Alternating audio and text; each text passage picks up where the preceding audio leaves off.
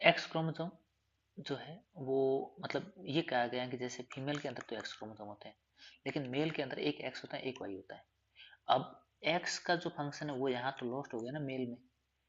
तो क्या होता है कि अगर एक्स का फंक्शन चाहिए तो यहाँ तो दो एक्स है, तो दोनों एक्स मिल करके प्रोटीन बनाते हैं, तो डबल एक्स जितना बन जाता है। लेकिन सिंगल एक्स फिर कैसे काम करेगा? सिंगल एक्स केस में फिर वो क्वांटिटी कैसे पूरी हो पाएगी? ठीक है, सारी चीजें। तो जहां जहाँ जीन एक्सप्रेशन होना है तो ये क्या करता है कि क्वांटिटी को बढ़ा देता है। ठीक है, जनरली जितना एक्स बनाता है उससे ये ज्यादा बना करके कंप्लीट कर लेता है, इसको बोलते हैं डोज। ठीक है, ठीक है, डोज मतलब उतनी क्वांटिटी।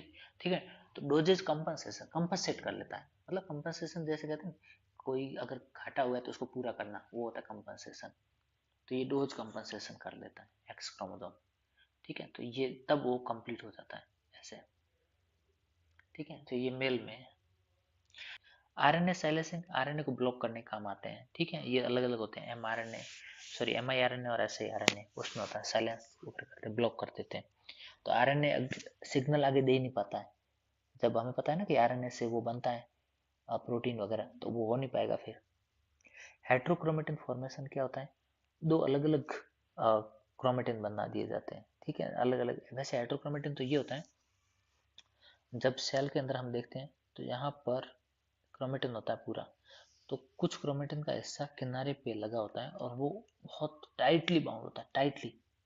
ठीक है, और दूसरा होता है हल्का बाउंड होता है, खुला खुला होता है ऐसे। ठीक है, और दूसरा होता है एक ऐसे बिल्कुल टाइट टाइट जुड़ा हुआ। तो ये जो हल्का जुड़ा होता है इसको बोलते हैं यू क्रोमेटिन।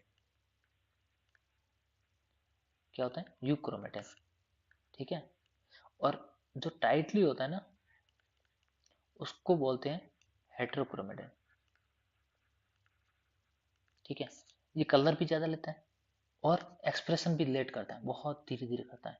और यू क्रोमेटिन होता है बहुत जल्दी से एक्सप्रेशन इजीली कर लेता है, फटाफट। ये है, तो इनका यहाँ से कोई लेना देना नहीं है।